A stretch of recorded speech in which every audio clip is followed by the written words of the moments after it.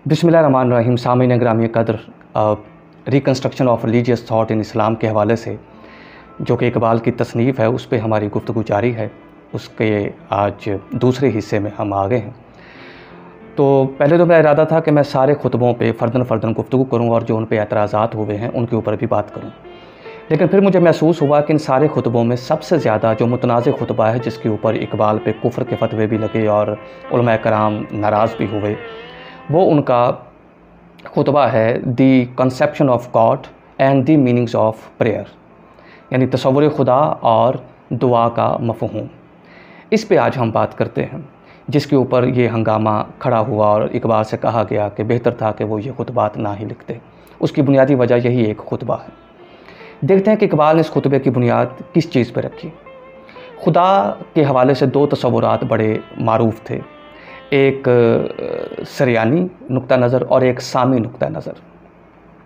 सामी नुक्ता नज़र के मुताबिक खुदा एक शख्सियत के रूप में कायनात से बाहर बैठा हुआ है, जिसने कायनात को किसी लम्हे में पैदा किया, उसका निज़ाम जारी किया और ख़ुद उससे जुदा होकर बैठा हुआ है और कायनात को चला रहा है। ये सामी तसव्वुर है, जिसे खुदा का शख्सी तसव्वुर कहा जाता है, और यही वो तसव्वुर है जो मज़ाहब में ज़्यादा मारूफ़ है, मकबूल है। जब मैं मज़ाहब कह रहा हूँ तो उसका मतलब ये है मज़हब की तशरीह व तावील करने वालों के यहाँ ये तसव्वुर ज़्यादा मारूफ़ है। दूसरा जो तसव्वुर है सरियानी तसव्वुर, उसका मतलब ये है कि खुदा कायनात से अलग कहीं नहीं बैठा हुआ, बल्कि वो इस कायनात के अंदर एक अबदी कानून के तहत जारी व सारी है। इकबाल का ये खुतबा सरियानी नुक्ता नज़र से ज़्यादा करीब है। फिर बाद में ये कहा गया कि ये नुक्ता नज़र तो सरियानी था, लेकिन इकबाल ने इसको साइंटिफिक किया है और अशायरा का जो तसव्वुर जवाहिर था उसको लेके इकबाल ने साइंस के कानून के साथ मिलाकर और इसमें बरगसां का जो तसव्वुर ज़मान था उसकी भी अमलगमेशन है, उसको भी मिला दिया। तो यूँ इकबाल ने दो तीन तसव्वुरात को इकट्ठा करके अपने खुतबे की बुनियाद रखी। ये उनके शारहीन का कहना है। अब इकबाल के यहाँ जो बुनियादी तसव्वुर हमें माखूज़ मिलता है इस खुतबे से, वो ये है कि खुदा एक अबदी कानून है और वो इस कायनात के अंदर मौजूद है और जारी व सारी है, और उसकी जो तख्लीकी फ़ेलियत है, जो उसका फ़ाइल होना है, वो हर लम्हा एक नई शान के साथ जलवागर होता है। और वह सूरह रहमान की आयत के हर दिन परवरदिगार एक नई शान के साथ ज़हूर करता है। तो इकबाल खुदा की इस तख्लीकी फ़ेलियत को हर दिन एक नई शान के साथ जलवागर होते हुए देखते हैं। ये इकबाल का नुक्ता नज़र है। और खुलूस इसके पीछे इकबाल का ये था कि जो खुदा का तसव्वुर हमारे मुसलमानों के यहाँ मुरव्वज है, उस तसव्वुर के तहत अब मसला ये है कि हम मुसलसल फ़िक्री तनज़ली का शिकार हो चुके हैं और हम अमल से बेजार हो चुके हैं।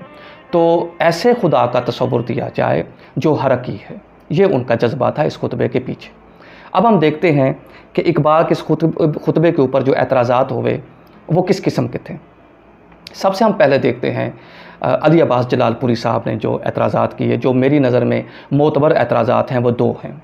एक तो अली अब्बास जलालपुरी साहब ने ये कहा कि इकबाल ने जो तसव्वुर खुदा दिया है वो इस्लाम के शख्सी तसव्वुर से टकराता है। मैं बहुत बड़ा कायल हूँ अली अब्बास जलालपुरी साहब का, लेकिन इस एतराज़ पे मुझे हैरत हुई है। सबसे पहले तो ये देखना चाहिए कि क्या इस्लाम का जो तसव्वुर खुदा है, क्या वो वाकई शख्सी तसव्वुर है। अगर तो वो शख्सी तसव्वुर है तो फिर हम मान लेते हैं कि इकबाल का ये तसव्वुर जो सरियानी है वो इस्लाम के शख्सी तसव्वुर से मुतसादिम है, लिहाजा जो चीज़ एंटी इस्लामिक है उसे हम कैसे मान लें। लेकिन जब ये तय ही नहीं है कि इस्लाम का जो तसव्वुर खुदा है वो शख्सी है, तो फिर हम कैसे कह सकते हैं कि इकबाल का तसव्वुर खुदा इस्लाम के तसव्वुर के साथ मुतसादिम है। तो मुझे बड़ी हैरत हुई है कि अली अब्बास जलालपुरी जैसा ज़रख़ेज़ ज़हन इस्लाम के तसव्वुर खुदा को शख्सी तसव्वुर कैसे समझ रहा है। ये मज़हब इस्लाम का तसव्वुर नहीं है, ये हमारे आसान परस्त उलमा कराम का तसव्वुर है, जो हमारे यहाँ मकबूल हो गया, मशहूर हो गया। तो मुझे हैरत हुई है इस एतराज़ पे जो अली अब्बास जलालपुरी साहब ने किया है। दूसरा एतराज़ जो अली अब्बास जलालपुरी साहब ने किया किसी हद तक वैलिड है, लेकिन हैरत ये है कि जिस तरह का मुतख़य्यला, जिस तरह की ताकत ज़हनी फ़िक्री अली अब्बास जलालपुरी ले के पैदा हुए और उसका इजहार भी होता है, उस पर यह एतराज़ पूरा नहीं उतरता। वो कहते हैं कि जब इकबाल कहता है सरियानी नुक्ता नज़र से कि खुदा तख्लीकी फ़ेलियत के ज़रिए अपना ज़हूर करता है, तो फिर इससे ये लगता है, अली अब्बास जलालपुरी कहते हैं कि कायनात और खुदा दोनों मुसलसल तग़य्युर पज़ीर और तरक्की पज़ीर हैं। तो ऐसा खुदा कैसे काबिल कबूल हो सकता है जो तग़य्युर के ज़रिए अपनी तख्लीकी फ़ेलियत का इजहार करे। इस पे मुझे बड़ा अफसोस हुआ कि इतना बड़ा ब्रेन, इतना बड़ा जहन, वो इतने आम से कज़िये को समझने में कैसे नाकाम हो सकता है। तग़य्युर के सिर्फ यही मानी नहीं है कि अपने किए हुए अमल को दोबारा करना और तब्दील करके करना। तग़य्युर के मानी ये तो सादा सी डेफिनेशन है जो किसी सादा जहन के लिए तो बड़ी अट्रैक्टिव हो, लेकिन अली अब्बास जलालपुरी जैसे जहन के लिए ये तग़य्युर की डेफिनेशन कि जो चीज़ पहले हो और दूसरी दफ़ा वैसी ना हो या उससे बेहतर हो के निकले, उसे तग़य्युर कहते हैं। इस पे मुझे अफसोस हुआ। इकबाल जब कहते हैं कि खुदा अपनी तख्लीकी फ़ेलियत से ज़हूर करता है, तो उससे मुराद तग़य्युर वो नहीं है जो हमारे यहाँ सादा मिसाल है। खुदा का तग़य्युर भी अबदियत के तहत ही होता है, और कुरान भी कहता है कि खुदा की सुन्नत कभी तब्दील नहीं होती। ये थे दो एतराज़ात जो अली अब्बास जलालपुरी साहब ने किए। लेकिन खुशी ये है कि कम अज़ कम उन उलमा कराम की निस्बत जिन्होंने काहिरा के उलमा कराम को यहाँ से ख़त लिखा था कि इकबाल के खुतबात को मरदूद करार दिया जाए, डॉक्टर बुरहान फ़ारूकी ने जो एतराज़ात किए उनको अब हम देखते हैं। पहला एतराज़ तो उन्होंने ये किया कि इकबाल ने इनफरादियत और शख्सियत के दरमियान ठीक तरह से फ़र्क नहीं किया। वो जब खुदा के लिए इनफरादियत का लफ्ज़ इस्तेमाल करते हैं तो वो भूल जाते हैं कि इनफरादियत कुछ भी नहीं होती। इनफरादियत सिर्फ मुख्तलिफ होने का नाम नहीं है। इनफरादियत उस वक्त तक मुकम्मल नहीं हो सकती जब तक वो फ़र्द शख्सियत ना बन जाए या वो इंडिविजुअलिटी शख्सियत के सांचे में ढल ना जाए। और शख्सियत की क्या डेफिनेशन करते हैं डॉक्टर बुरहान? वो कहते हैं शख्सियत तभी साहिब किरदार, बाइख्तियार, आज़ाद, दिलनशीन और हसीन होगी जब वो अपने अंदर तकमील पैदा करेगी। और तकमील के कौन से अनासर हैं? दिलफरेबी, हुस्न, आज़ादी और इख्तियार। साइंस, फ़लसफ़ा, मंतक, नफ्सियात या लिटरेचर का छोटा सा भी कोई अगर कारी हो, उसे भी अफसोस होगा कि डॉक्टर बुरहान जैसा जहन शख्सियत की ये डेफिनेशन दे रहा है कि वो आज़ाद हो, मुख्तार हो यानी ख़ुद मुख्तार हो, हसीन हो, दिलफरेब हो। तो वो भूल रहे हैं कि शख्सियत के जो अनासर वो गिनवा रहे हैं जो उसी वक्त तक कायम रहेंगे जब उसके पीछे कोई ना तब्दील होने वाला कानून उसकी पुष्ट पर हो। अगर इस तरह का कानून उसकी पुष्ट पर नहीं होगा तो शख्सियत के ये सारे के सारे अनासर हवा के सामने पड़े हुए कोरे कागज़ के पुर्ज़ों से ज़्यादा नहीं हैं। फूल के अंदर खुशबू है, और खुशबू को भी जिस चीज़ ने सस्टेन किया हुआ है, जिस चीज़ ने उठाया हुआ है, वो ना नज़र आने वाला कोई कानून है। तो शख्सियत के जितने अनासर डॉक्टर बुरहान ने गिनवाए हैं, ये तो कायम नहीं रह सकते अगर उसके पीछे मुतलक अना ना हो या अनाय मुतलका ना हो, जिसके बारे में इकबाल बार बार कहते हैं। तो डॉक्टर बुरहान ने इकबाल के इस अनाय मुतलक के ऊपर तनकीद करते हुए कहा कि अनाय मुतलक कुछ भी नहीं है अगर वो शख्सियत में न ढले। तो अगर हम डॉक्टर बुरहान के इसी कज़िये को उल्टा के उन्हीं की तरफ पलटा दें कि शख्सियत के जितने भी औसाफ हैं वो कुछ भी नहीं है अगर उनके पीछे अनाय मुतलका ना हो, तो मेरा ख़्याल है कि ये इतना आसान सा जवाब है जो इस एतराज़ के लिए काफ़ी है। दूसरा एतराज़ जो डॉक्टर बुरहान ने किया वो ये था कि अनाय मुतलक जो है वो खैर ही खैर है इकबाल के बकौल, लेकिन जो हकीकत हमारे सामने नज़र आती है उसमें शर भी है और खैर भी है। तो ये कैसे हो सकता है कि खुदा के साथ हम शर को मंसूब कर सकें? डॉक्टर बुरहान भूल रहे हैं और एक इल्मी गलत फहमी का शिकार हो रहे हैं। खैर फ़ी नफ्स से ही एक जबर है। खुदा का वजूद किसी की मर्ज़ी की वजह से नहीं है, किसी के इख्तियार करने या ना करने की वजह से खुदा का वजूद नहीं है। और खुदा का वजूद क्या है? वो खैर ही खैर है। अब हम लफ्ज़ खैर कहें या खुदा का वजूद कहें, इसका मतलब एक ही है। यानी हम एक्स को तसव्वुर कर लेते हैं वाई, और वाई को तसव्वुर कर लेते हैं एक्स। खैर कहेंगे तो उससे मुराद खुदा का वजूद होगा, खुदा का वजूद कहेंगे तो खैर है। तो अब खैर के ऊपर जो हमारा रवैया है वो बताएगा कि हम शर की तरफ जा रहे हैं या खैर की तरफ जा रहे हैं। यानी सूरह दहर में जो खुदा ने कहा कि हमने इस नफ्स को हिदायत दे दी, अब इस पर है कि ये शुक्र करने वालों में से होता है या कुफ्र करने वालों में से होता है। तो पता चला शुक्र और कुफ्र ये दो इजाफते हैं जो इख्तियारी हैं। ये रवैये दो हैं एक हकीकत की तरफ, उस हकीकत के तरफ तुम्हारा रवैया या तो तुम्हें कुफ्र की तरफ ले जाएगा या तुम्हारा वो रवैया तुम्हें शुक्र की तरफ ले जाएगा। तो फिर समझ आ गई हमें कि जो खैर है वो अटल है और वो एक ही है और वो इख्तियारी नहीं है। तो जब हम खुदा के वजूद की बात करते हैं इकबाल के इस तस्वुर के मुताबिक, तो इकबाल किसी ऐसे खुदा की बात नहीं कर रहा जिसमें दो सिफतें हैं, बल्कि ये शर और खैर की सिफत इंसान से मंसूब है, उसके रवैये से मंसूब है कि जब वो हकीकत मुतलका की तरफ रुजू करता है तो किस रस्ते से करता है, उसका इकरार करके शुक्र वालों में हो जाता है या उसका इनकार करके शर वालों में से हो जाता है। तो डॉक्टर बुरहान ये बुनियादी फ़लसफ़े का कज़िया समझने से कासिर रहे हैं। तीसरा एतराज़ इल्ताफ़ आज़मी साहब का है, और पिछली गुफ्तगू में मुझसे गलती हुई, मैंने उन्हें दूसरी नस्ल का नकाद कहा, ये तीसरी नस्ल के नकाद हैं। इन्होंने ये एतराज़ किया कि खुदा को जानना नामुमकिन है, और इकबाल ने जो सूरह इखलास का हवाला दिया है वो यहाँ पे आके वैलिड नहीं रहता। अल्ताफ़ आज़मी साहब से भी एक इल्मी गलती हुई है, और वो ये है, ये उनका कहना कि सूरह इखलास का इकबाल ने जो हवाला दिया है वो मुनासिब नहीं है, चूँकि खुदा को जानना नामुमकिन है। और सूरह इखलास में जस्ट खुदा ये बताना चाहता था कि वो उन अवारिस से पाक है जिनकी बुनियाद पर तुम अपनी ज़िंदगी गुजारते हो, तुम्हें किसी ने जना है, तुम किसी को जनोगे, और खुदा ऐसी सिफ़तों से मावरा है।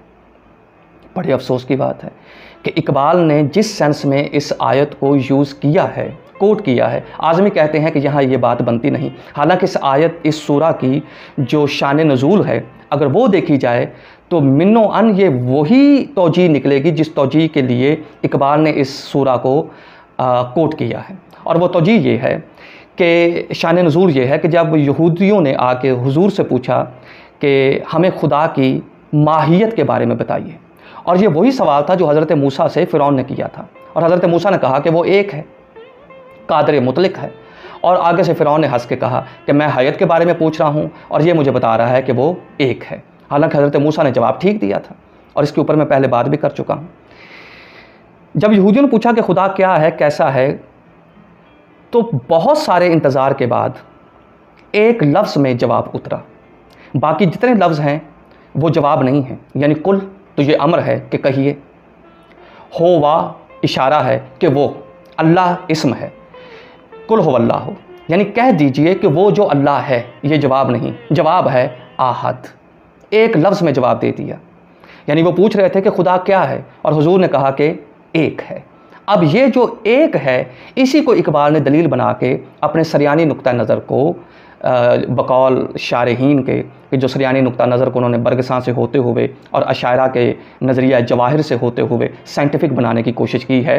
तो इस ज़िमन में जो आहद का लफ्ज़ इस्तेमाल किया है, उससे यही मुराद है कि वो शख्सी तसव्वुर नहीं है। अगर शख्सी तसव्वुर होता तो फिर यहूदियों ने पूछा था कि खुदा कैसा है, तो हुजूर बताते कि ऐसा है।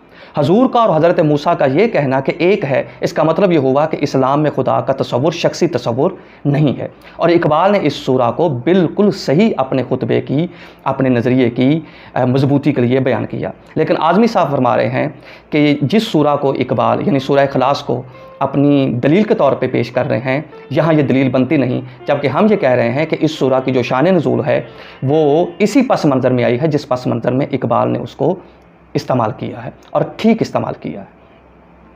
अब हमें समझ आई कि इकबाल के ऊपर जो एतराज़ात किए गए, चलें उनकी सेहत जैसी भी है, एक समझ तो आई कि उसके ऊपर बात कम अज़ कम हुई। ये पहली नस्ल के रवैये से तो ज़्यादा हौसला अफ़ज़ा है, जिन्होंने काहिरा में ख़त लिखे और फिर फतवे दिए कि ये कुफ्र बन बमरी है। एक तो हमारी रिक्वेस्ट ये है कि अपनी तारीख़ को ज़रा देखिए, फ़तवों की जितनी तारीख़ है वो कोई इतनी लायक तहसीन नहीं है कि अब हम फ़तवों पे फतवे दिए जाएं, बल्कि हम पहले फ़तवों पे ही जितने शर्मिंदा हो चुके हैं, अगर हम रुजू करें तो मेरा ख्याल है कि आइंदा वाली नस्लें हमें माफ़ कर देंगी। तो फ़तवों की कोई तारीख़ इतनी शानदार नहीं रही है। इकबाल ने अपने इस खुतबे में दूसरे हिस्से में जो कज़िया उठाया वो था दुआ का, उस पर किसी को एतराज़ नहीं, बल्कि इकबाल के पहले हिस्से को ये दूसरा हिस्सा ज़्यादा मजबूत करता है। इकबाल जब ये साबित कर चुके कि खुदा कायनात के अंदर जारी और सारी एक ताकत और अज़ली कानून का नाम है, तो फिर वो कहते हैं कि इस कानून तक पहुँचने के लिए सिर्फ़ एक ही वसीला है और वो है दुआ। जब आप दुआ कर रहे होते हैं तो आप फ़िक्र से निकल कर, यहाँ तक कि ज़िक्र की मंजिलों से भी निकल कर एक ज़िक्र की ऐसी मंजिल पर चले जाते हैं जहाँ उस अज़ली अबदी जारी और सारी कानून को पिक करना, उस तक अपने आप को वासिल बनाना आसान हो जाता है। तो ये खुतबे का इंतहाई शानदार हिस्सा और कंक्लूजन था। इस पे हम इतनी ज़्यादा बहस नहीं करते चूँकि इस पे किसी ने बहस नहीं की। हाँ, हम तहसीन के अल्फाज ज़रूर देंगे कि ये इकबाल ने बड़ा हल पेश किया कि एक ना नज़र आने वाला खुदा जिसका तसव्वुर शख्सी नहीं है, उस तक पहुँचने के लिए कोई शॉर्टकट अगर रास्ता है तो वो दुआ है। और इस्लाम में भी दुआ ही को इबादत करार दिया गया, बल्कि उस इबादत को कबूल ही नहीं किया गया जिसमें दुआ नहीं है। अब हम आते हैं कि क्या हम इकबाल की तारीफ़ ही करेंगे या उस पर तनकीद भी करेंगे। तो अब मुझे नहीं पता कि तीसरी नस्ल के नाक़दीन के बाद हम कौन सी नंबर में आने वाली नस्ल हैं, 5वीं हैं, 6ठी हैं, 7वीं हैं, 10वीं हैं।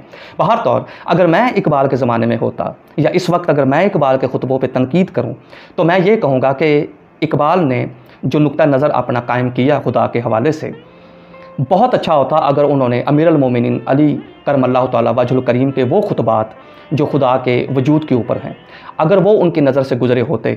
फ़िलहाल मेरे मुताले में ऐसी कोई शहादत नहीं आई। ज़ाहिर है एक मुख्तसर सी ज़िंदगी मिली है इकबाल को, 63 साल ज़िंदगी एक फ़लसफ़ी की ज़िंदगी के लिए ज़्यादा मुद्दत नहीं है, तो मुमकिन है कि उनकी नज़र से वो खुतबे नहीं गुज़रे। अगर वो खुतबे गुज़रे होते तो जो अशकाल उनके फ़िक्र के अबलाग में रह गए हैं शायद उनका अजाला हो सकता। दूसरी चीज़, हज़रत इमाम जाफ़र सादिक के ज़माने में जो हज़रत मोहम्मद बाक़िर के फ़र्जंद हैं और इन 2 बाप बेटों ने जो इल्म की बुनियाद रखी और जिस तरह से इल्म का प्रचार किया, वो तारीख़ का एक सुनहरी बाब है। हज़रत इमाम जाफ़र सादिक के ज़माने में दहरियों का ज़ोर था और इलाहियात के मौजू पे बहुत ज़्यादा गुफ्तगू होती थी और 18-18 घंटे के मुनाजरे हैं जो इमाम जाफ़र सादिक के साथ लोगों ने किए। रिकॉर्ड में कितने आए हैं, उनकी कितनी लेंथ है, वो एक अलग बहस है। अगर वो मुनाजरे भी इकबाल की नज़र से गुज़रे होते तो ये जो आज अशकालात का सामना करना पड़ रहा है शायद ये नौबत ना आती। तो इसके बावजूद हम ये कहेंगे कि जब कोई मुखलिसाना कोशिश के साथ खुदा को समझने की कोशिश करता है तो उसके ऊपर कुफ्र के फतवे लगाना कोई दानिशमंदी नहीं है। जो खुदा आपके जहन में है वो इस्लाम का तसव्वुर खुदा नहीं है, वो आपकी तशरीह है। तो जब आपके तसव्वुर के ऊपर एतराज़ होगा तो वो आपकी तशरीह के ऊपर एतराज़ होगा, वो इस्लाम के तसव्वुर पे एतराज़ नहीं होगा। इसी तरह से कोई शख्स अगर खुदा की ज़ात को एक मानता है तो ये काफ़ी है उसके मोमिन होने के लिए, लेकिन जब वो खुदा के ऊपर अपने तसव्वुर की बुनियाद रखता है तो उस तसव्वुर के ऊपर, उस तसव्वुर की बुनियाद पे उसे काफिर करार देना दानिशमंदी नहीं है। हाँ, काफिर आप तब करार दीजिए जब वो ज़ात के ऊपर एक ज़ात से ज़्यादा ज़ातों का इतलाक़ करे, वो कहे कि खुदा एक नहीं 2 हैं, खुदा 3 हैं, 4 हैं, फिर आपका काम है कि आप उस पर फतवा दें। जब वो खुदा के तसव्वुर पे बात कर रहा है ज़ात को एक मानकर, तो फिर आपको उसके तसव्वुर के ऊपर नाक़िदाना राय देनी चाहिए, ना कि फतवों का ढेर लगा देना चाहिए। मसला ये है, पाकिस्तान की तारीख़ पे बात करें तब भी फतवे आ जाते हैं गद्दारी के, इस्लाम पे बात करें तब भी फतवे आ जाते हैं कुफ्र के। ये रवैये जब तक नहीं बदलेंगे, गुफ्तगू करने वाले, सोचने वालों की हिम्मत अफजाई नहीं होगी, तो मुआशरा कैसे पनप सकता है, तारीख़ कैसे सफ़र करेगी, हम कैसे महज़ब कौम कहलवाएंगे। तो हमारे मुआशरे में जिसमें हम ज़िंदा रहने की कोशिश कर रहे हैं, यहाँ सिर्फ एक ही मसला है कि मुकालमे का जवाब मुकालमे से नहीं दिया जाता, या तलवार से दिया जाता है, या गाली से दिया जाता है, या गोली से दिया जाता है। सलामत रहिए। अब तो जाते हैं बुत कदे से मीर, फिर मिलेंगे अगर खुदा लाए।